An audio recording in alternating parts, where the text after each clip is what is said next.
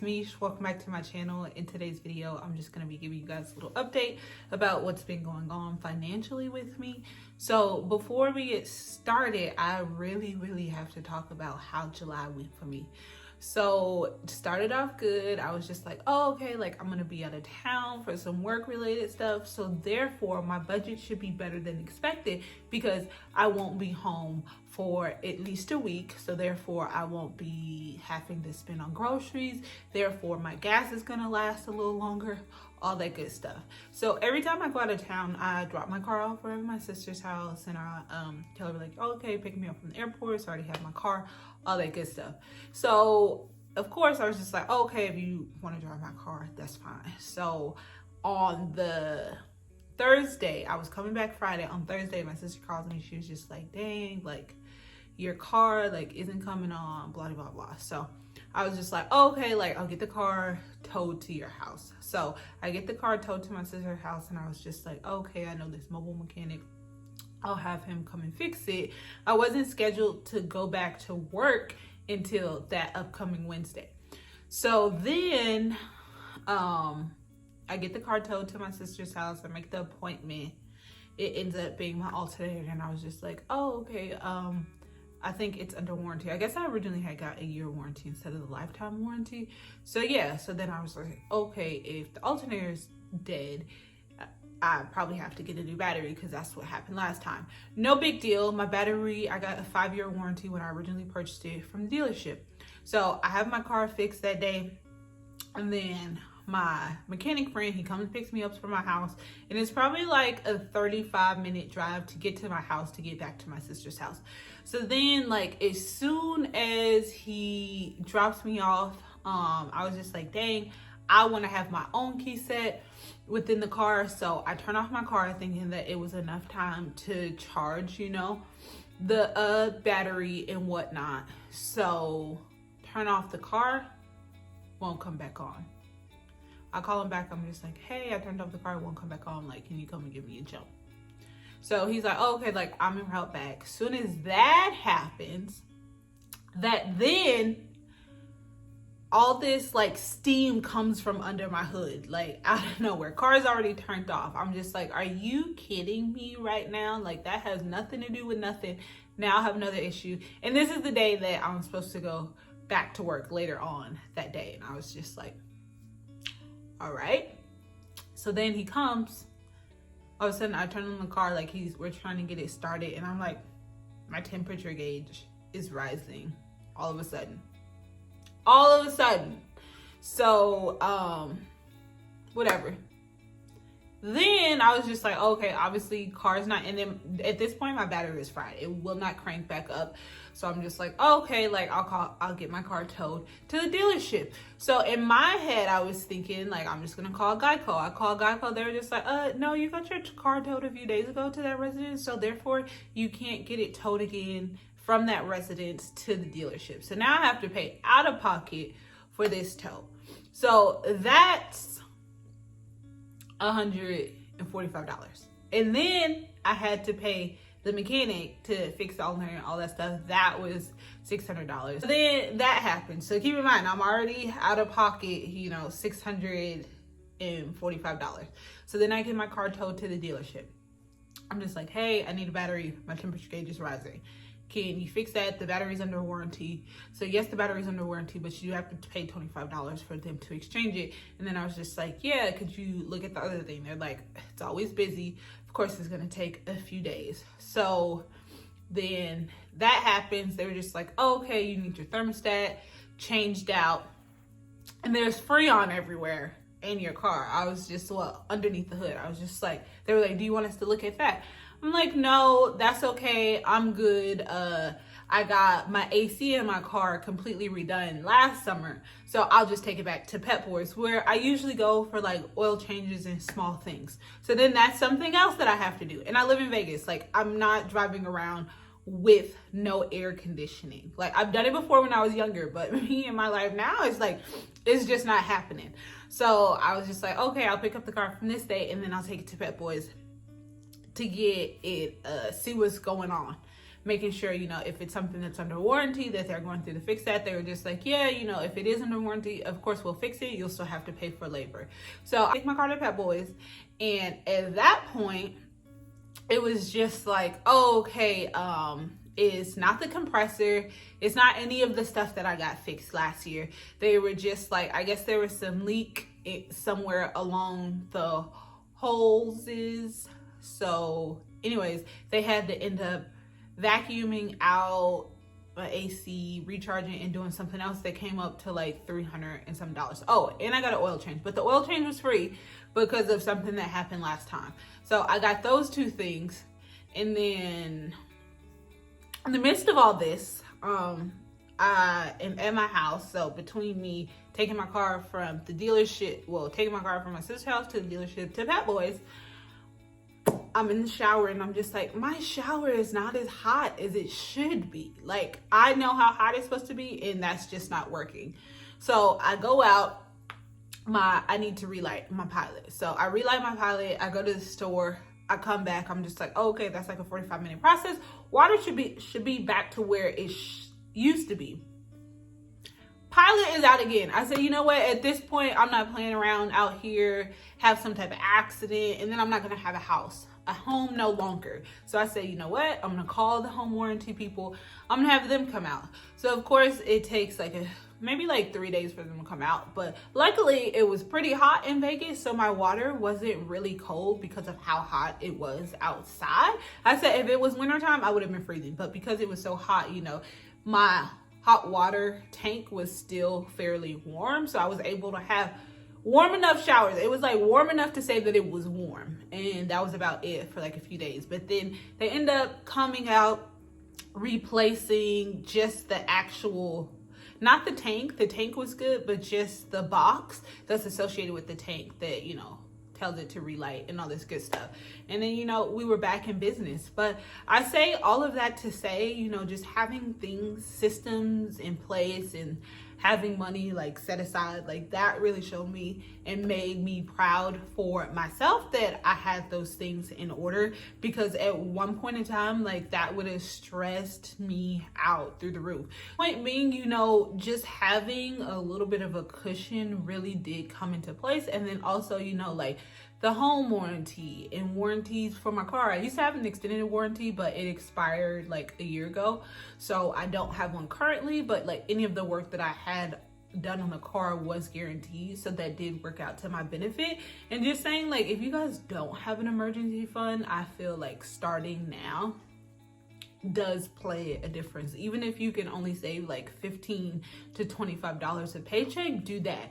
And I know in your head you're just like, okay, like what is that gonna do when emergency rise? But for instance, you know, I would rather be able to take $500 from an emergency fund and then worry about the $200 versus having to take, you know, $700 altogether. So all that stuff ended up costing me like somewhere around like $1,400 to like get my car fixed, AC, and then them coming out to my house with my home warranty people. I have to pay $85 service fee, but I've gotten at least like 4 things done around my house while I've been here in the almost 2 years, because my house was built in 2006. So not too long ago, like a few months ago, I had to get my whole house re-insulated, as well as a AC compressor and then something else. So I know coming out of pocket, like that would have just cost a lot in itself, but all I ended up paying was the $85 service fee for that, the water heater thing that just happened.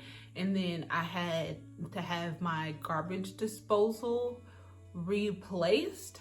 So I mean, people, you could do, if you're handy, you can do that stuff yourself and save a little bit. You just have to pay for the parts. But I'm just saying, I think it's very convenient to have things like that in place just in case you do need it. So I would rather pay a minimal fee than paying some outrageous fee for money that wasn't intended. And those are the things that really get to me, like spending money that you were not expecting to spend. But anywho, that's my little story. That's what happened in July.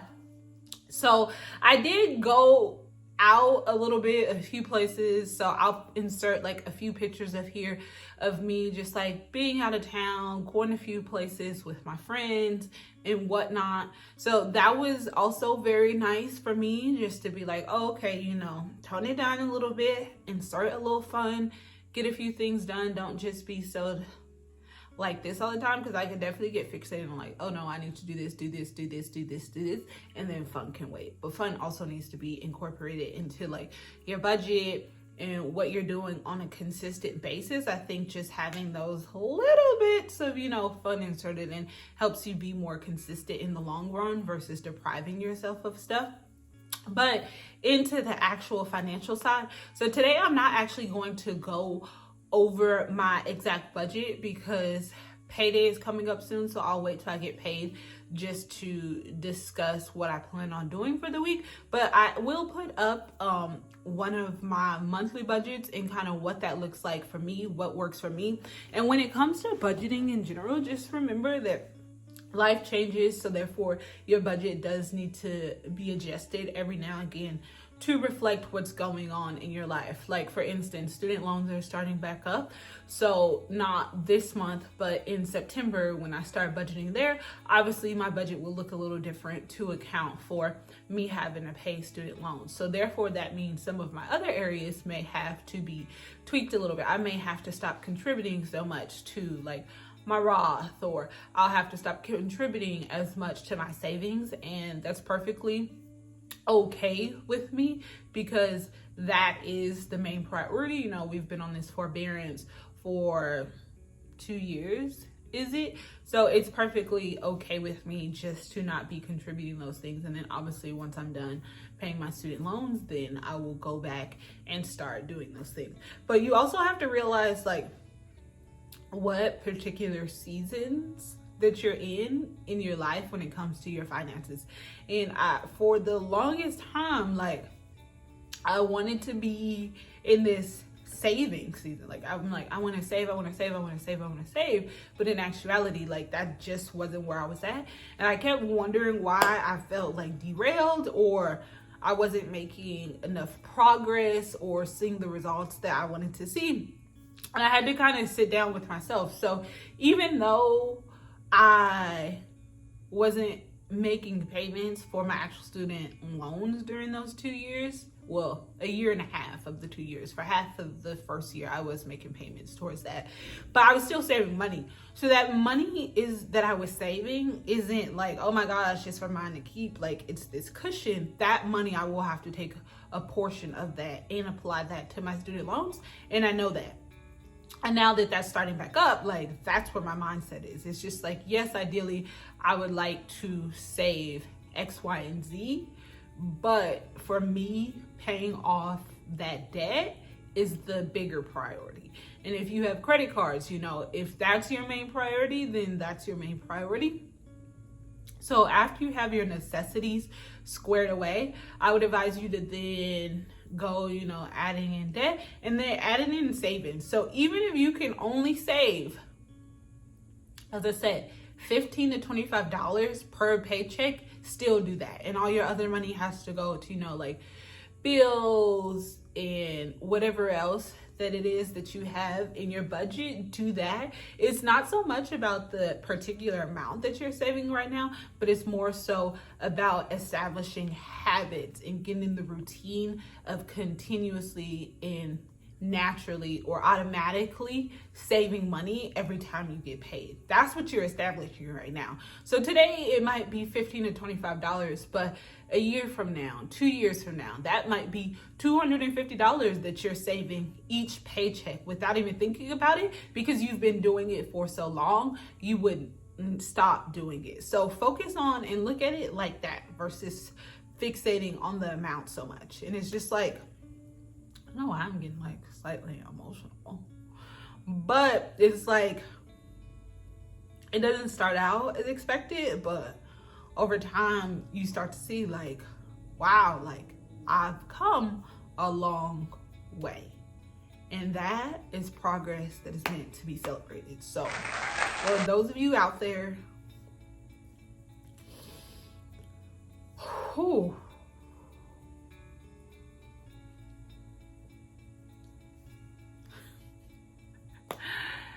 Wow, that's so crazy. I just think, you know,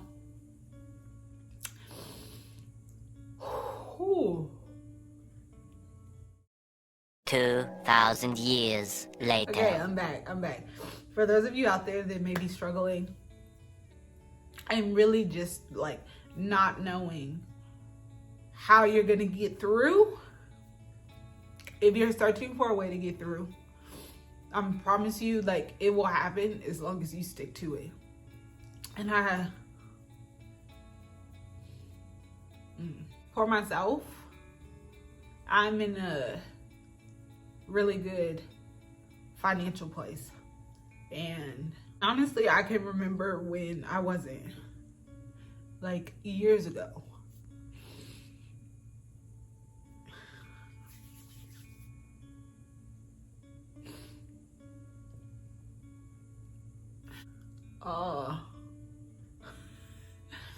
Girl, get it together. So yes, I still have student loans and stuff like that, and I have a plan for that, and I'm okay with that. But aside from that, you know, like everything else is pretty good. And I just remember not being able to do certain things or have certain things, and it's just like having these practices instilled with me within like budgeting and all that good stuff has really been transformative to my life as a whole. So I hope that, and for everybody else out there that may be new to budgeting or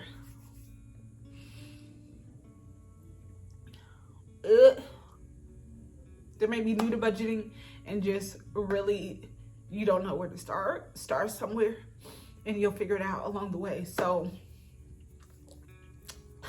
this is enough for today, but I just want to say I thank you guys so much for taking time out of your day to watch my video. And in the comments below, let me know what's been going well for you financially in your life. And as usual, I will catch you guys in the comments into the next video. Bye. But these are happy tears. These are because I'm sad. It's just happy that, like, a epiphany moment, realizing where I started at, where I'm at, and then kind of where I hope to be. So that's all. Bye.